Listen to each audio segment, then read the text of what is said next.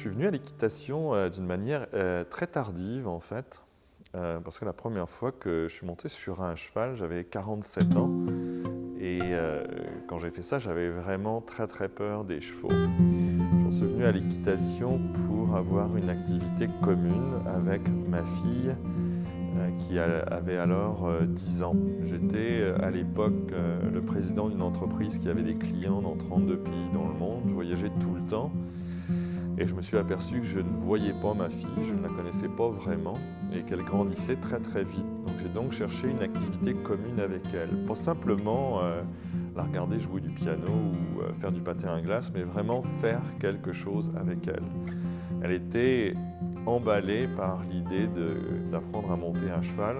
Et malgré ma peur, j'ai décidé de prendre des leçons d'équitation avec elle. Puis de fil en aiguille, ma peur s'est atténuée. Je me suis senti de plus en plus confortable autour des chevaux.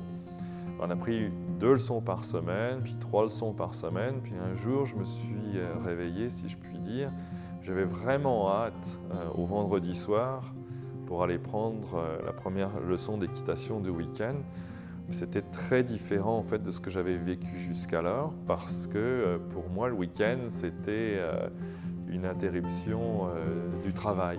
Donc c'était un grand changement dans mon existence. Puis maintenant, moi je suis fanatique d'équitation, je suis fanatique des chevaux.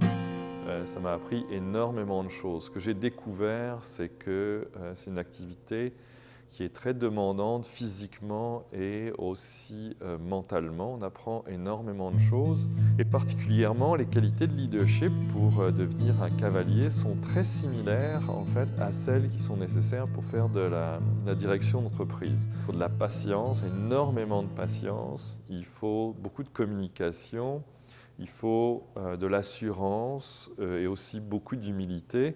Et ce sont toutes des qualités qui sont applicables dans la vie de tous les jours ou dans la vie corporative.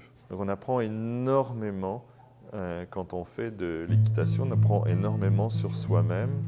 On apprend aussi des choses qui sont très applicables dans notre vie de tous les jours. Par exemple, moi j'ai appris à tomber. On dit que pour faire un cavalier, il faut au moins 100 chutes.